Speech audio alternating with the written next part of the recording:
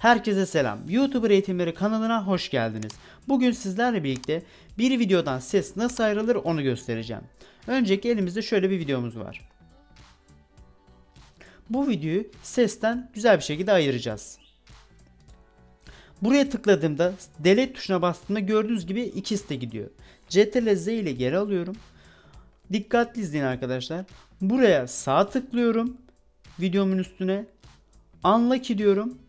Daha sonra gördüğünüz üzere video ile ses birbirinden ayrıldı. Ben şimdi sesi veya videoyu istediğim şekilde delete tuşuna bastığım takdirde ikisini de birbirinden ayırabilirim. Umarım videoyu beğenmişsinizdir. Beğendiyseniz kanalıma abone olmayı, bildirimleri açmayı ve beğenmeyi unutmayın. Bir sonraki videoda görüşmek üzere. Hoşça kalın. Bay bay.